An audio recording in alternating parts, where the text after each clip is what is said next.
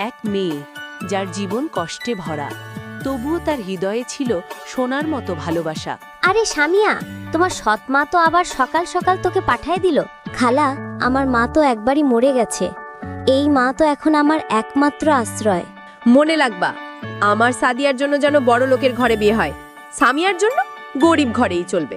কেমন কথা বলো তুমি? চলো খালা, আমার বাড়ি চলো, একটু ভাত খাবে, শরীরটাও বিশ্রাম নেবে। খালি পেটে মানুষ ভালো থাকতে পারে না। আমি আসলে খুঁজছিলাম এমন একজন মেয়ে যার মন সোনা দিয়ে গড়া, মুখ নয়। না মা, আমি রাজি।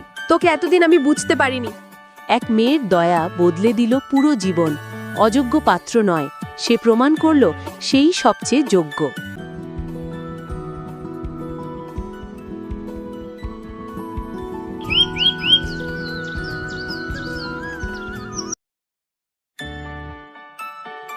আরে সামিয়া, তোমার সৎ মা তো আবার সকাল সকাল তোকে পাঠায় দিল। নিজের মেয়েটা তো ঘরে বসে লাজকন্যার মতো খায় দায় করে। ঠিক কইছো। শুনছি নাকি সায়রা তার নিজের মেয়ের জন্যে এক ধনীর ছেলে খুঁজতেছে, আর বেচারা সামিয়া দিন রাত কাজ করে যাচ্ছে। আহারে, মানুষও কেমন রে! নিজের রক্ত মাংসের মাইয়া আর সৎ মাইয়া, বিচারটা আলাদা কেন রে? না খালা, মা খারাপ না, ও আমাকে ভালোই দেখে, একটু কাজ তো করতে হয়ই। ভালোই দেখে বলিস? গতকাল দেখছি সন্ধ্যায় তুই মাঠে গিয়েছিলি গরু নিতে, তখন তো বৃষ্টি পড়তেছিল। ওর নিজের মেয়েকে তো তখন গরম দুধ খাওয়ায় শুইয়ে রাখছে। খালা, হয়তো মা বোঝে না কখন কষ্ট হয়। আমি চেষ্টা করি যেন ওর মন খারাপ না হয়। তুই এমন শান্ত কেন রে মাইয়া? তোর ভিতরে রাগ অভিমান নাই নাকি? রাগ আসে খালা, কিন্তু তারপর মনে হয় রাগ করলে লাভ কি? আমার মা তো একবারই মরে গেছে। এই মা তো এখন আমার একমাত্র আশ্রয়। আহারে, তোর কথা শুনলে মনটা কেমন হইয়া যায়। তোর মুখে এমন ধৈর্যের কথা শুইনা নাই অনেক দিন। জীবন তো এমনই খালা, কারো কপালে সুখ, কারো ভাগ্যে পরীক্ষা। আমি শুধু চাচ্ছি সবাই সুখে থাকুক, আমি থাকি না থাকি। তোর মতো মাইয়া থাকলে এই দুনিয়াটা একটু ভালো হইতো রে সামিয়া। ভালো হইলে আল্লাহ খুশি থাকেন খালা, আমি তাতেই খুশি। সামিয়া নাকি এখন বাজারে না গিয়ে ঘাটে আড্ডা মারছে, থালা বাসন ধোয়ার নাম করে বসে বসে গল্প করে। দেখবি, আমি আসলে ওরে এমন শিক্ষা দিব যেন আর মুখ খুলতে সাহস না পায়। মা, ও তো চুপচাপ মেয়ে, কখনো তো কারোর সাথে ঝগড়াও করে না। তুমি ওরে এত কষ্ট দাও কেন? তোর বোঝার বয়স হয়নি সাদিয়া, ও আমার জীবন একটা কাঁটা। ওর মুখ দেখলেই মনের মধ্যে আগুন জ্বলে। কিন্তু মা, ও তো কিছুই চায় না, না নতুন কাপড়, না আদর। ও শুধু কাজ করে, হাসে আর চুপ থাকে। এই জন্যই তো রাগ হয়। মানুষ এত নির্লোভ কেন হয়?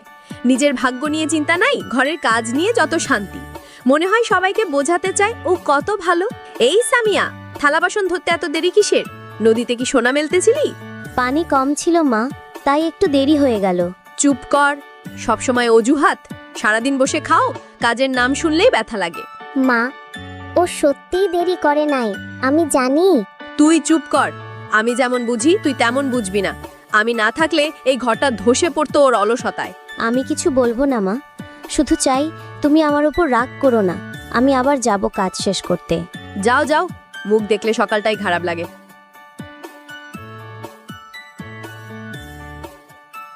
মা, কখনো কখনো মনে হয় ওর চুপ থাকা মানে ওর ভেতরের কান্না লুকানো। কান্না করে লাভ কি? ওর জন্মই ভুল ছিল। যখন হৃদয় ভরে যায় কষ্টে, তখন শব্দও থেমে যায়। সামিয়ার চোখে অশ্রু, আর সেই অশ্রুতেই তার মনের গল্প। সামিয়া, তুই কাঁদছিস নাকি?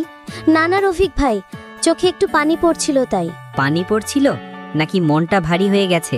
চোখের নিচে দাগ পড়ে গেছে, তোর হাসিটাও আগের মতো নাই। সব ঠিকই আছে ভাই, তুমি চিন্তা কইরো না, আমি এমনিতেই একটু বসেছিলাম। তোর মা আবার কিছু বলছে? আমি জানি ওর কথা অনেক কষ্ট দেয় তোকে। ও মারে ভাই, মায়ের কথা শুনে কষ্ট পেলে সংসার চলবে কেমনে? আমি শুধু চাই ও যেন শান্তিতে থাকে, আমি না থাকলেও কিছু যায় আসে না। তুই সব সময় অন্যের শান্তির কথা ভাবিস, নিজেরটা একবারও ভাবিস না কেন? মানুষ যদি নিজের সুখের অধিকার না বোঝে, তাহলে কষ্ট তো চিরকালই চলবে। আমার সুখ অন্যদের হাসিতে লোকানো ভাই, আমি বেশি কিছু চাই না। তুই এত শান্ত মন নিয়ে বাঁচিস, এমন মানুষ এই গ্রামে কম। সুখের কথা শুনলেই বুকটা কেমন কেঁপে ওঠে। জানি না কবে আমারও একটু সুখ লিখবে। হয়তো একদিন আমিও কারো প্রার্থনায় থাকব।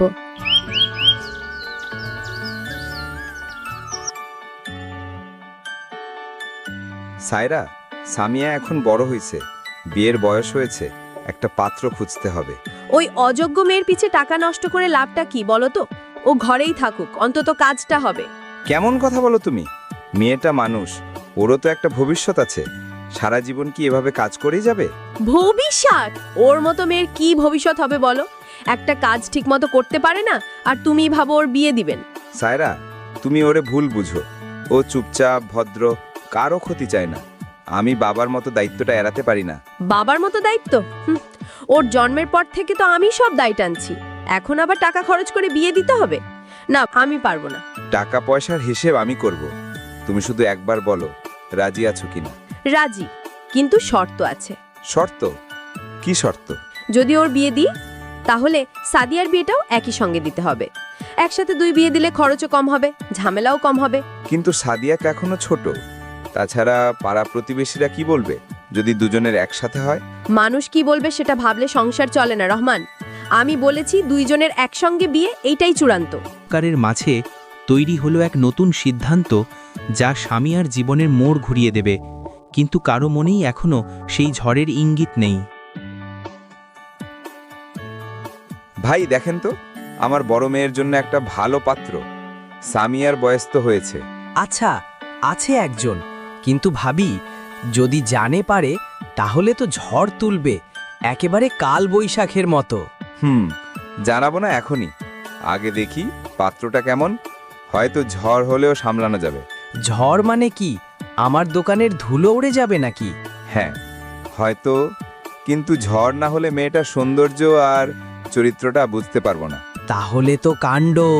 বুঝলাম, পাত্রের জন্য ধৈর্য লাগে আর স্বামীর জন্য সাহসও। ভাই দুটোই আছে, এখন শুধু দেখা যাক পাত্র কেমন। আর হ্যাঁ, যদি পাত্র একটু ধূর্ত হয় তাকে কি, সামিয়ার সঙ্গে মানিয়ে নেবে। কফির গন্ধ আর হাসি মিশ্রিত কথোপকথনের মাঝে জন্ম নিল নতুন এক আশা। সামিয়ার জন্য কেউ অপেক্ষা করছে, যা তার জীবনের গল্পে নতুন অধ্যায় শুরু করবে।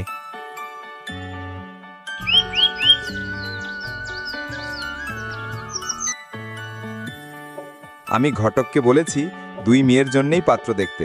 মনে লাগবা, আমার সাদিয়ার জন্য যেন বড় লোকের ঘরে বিয়ে হয়, সামিয়ার জন্য গরিব ঘরেই চলবে। মোহলানা তম হলেও চলে। তুমি মানুষকে চিনতে পারো না সায়রা। টাকা দিয়ে খুশি করা যায়, কিন্তু মানুষের মনকে কেনা যায় না। আমি শুধু চাই 2 মেয়েরও জীবনে কিছু ভালো মানুষ থাকুক। শুধু টাকা শোনা নয়, ভালোবাসা ও বিশ্বাসও দরকার। এই নীরব রাতের আলোতে তৈরি হলো এক অদৃশ্য দ্বন্দ্ব। টাকা না ভালোবাসা, শক্তি না মমতা, যা সামিয়ার ভবিষ্যৎকে চূড়ান্তভাবে প্রভাবিত করবে। মা, একটু পানি দেবে? 3 দিন কিছু খাইনি, পেটটা জ্বলে যাচ্ছে। এমন অবস্থায় কেউকে দেখতে কষ্ট লাগে খালা। একটু দাঁড়াও, আমার কাছে কিছু না থাকলেও পানি দিতে পারি। তুই খুব দয়ালু মা, তোর চোখে এমন শান্তি, এমন মমতা অনেক দিন দেখিনি। আমারও দিন ভালো যায় না খালা। সৎমায়ের ঘরে থাকি, কাজ করি ভোর থেকে রাত পর্যন্ত, কিন্তু মনে হয় কষ্টও আশীর্বাদ হয়। তাই নাকি মা? তোর মুখে এমন কথা শুনে মনটা ভরে গেল। চলো খালা, আমার বাড়ি চলো, একটু ভাত খাবে, শরীরটাও বিশ্রাম নেবে। খালি পেটে মানুষ ভালো থাকতে পারে না। এই মেয়েই তো আমার ছেলের জন্য প্রার্থনা করেছিলাম। এত সৌন্দর্য নয়, এমন হৃদয়ই রাজবাড়ি ভরিয়ে দেয়। ভাগ্যের পথে কখন কে কার জীবন ছুঁয়ে যায় তা কেউ জানে না। সামিয়া জানত না তার করা একটিমাত্র দয়ার কাজই বদলে দেবে তার সারা জীবন।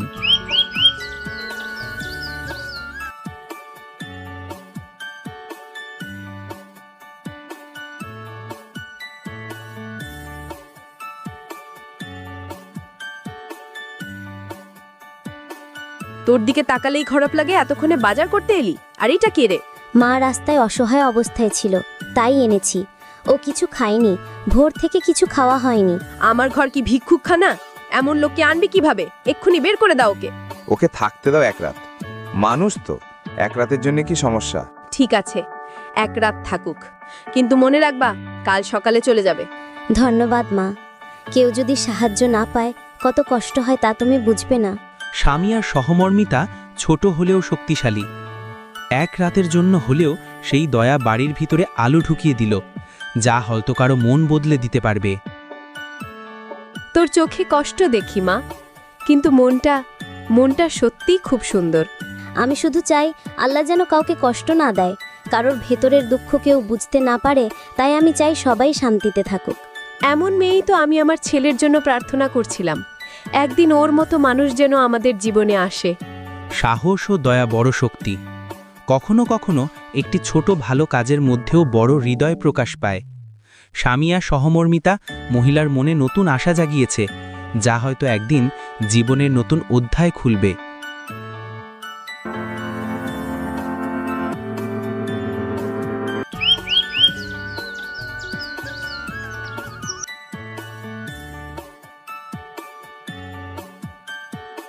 ভাবি, আমি চাই আপনার মেয়ে সামিয়াকে আমার ছেলের সঙ্গে বিয়ে দিতে।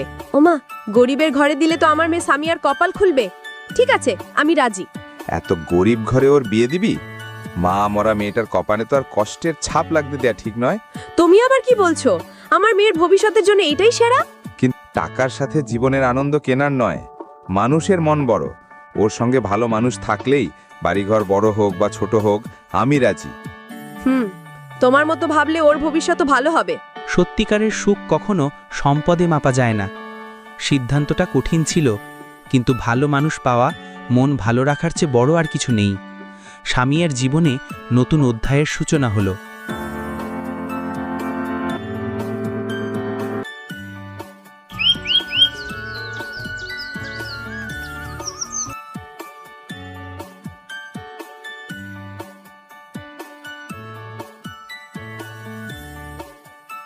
এই তো পাশের গ্রামের মোড়ল সাহেব আর উনার স্ত্রী, যিনি গতকাল এসেছিলেন। ওরা গরিব না। আমি আসলে খুঁজছিলাম এমন একজন মেয়ে যার মন সোনা দিয়ে গড়া, মুখ নয়।